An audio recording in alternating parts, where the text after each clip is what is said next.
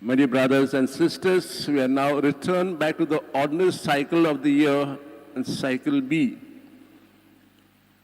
And from now onwards, we'll be reading the gospel passages from the Gospel of St. Matthew. And what we heard today is part of a long discourse or long sermon we just gave on a mountain. It's called Sermon on the Mount. And what we had just heard speaks about us. Who is a Christian?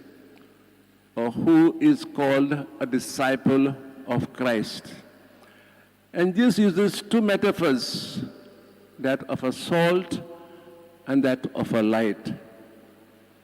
Salt, as we all know, is a very useful mineral we all need for our sustenance. But in the days of old, in Jewish time, it was much more useful, much more precious. Besides being savour to the food and preserving food, it is also holy because it was used while offering a sacrifice. It was used when making a covenant. So when Jesus says, you are the salt of the earth, what does he ask us to be? The usefulness of salt is its saltiness. So Christ says, you are the salt, which means you are Christ-like. And what does it mean to be Christ-like? It means to be another Christ in the world. It means walking on the footsteps of Christ. It means putting our feet in the shoes of Christ and walking around. So when people see us, they say it's not I or you who is walking, but another Christ is walking. He also says, you are the light of the world. We all know its usefulness.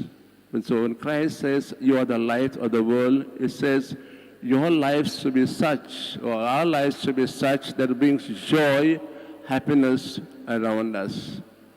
Those especially who are in darkness, in grief and sorrow. So when they see us joyful, happy, they may in a way forget their so-called their grief and say, let us walk in that light.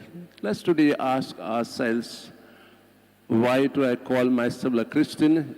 It's because my parents, when of age, took me into the church and baptized me. Was because the priest felt that you are 13, 14 years old, you need to be confirmation? Or is it because I come to church regularly? Or is there anything beyond that that makes me a Christian?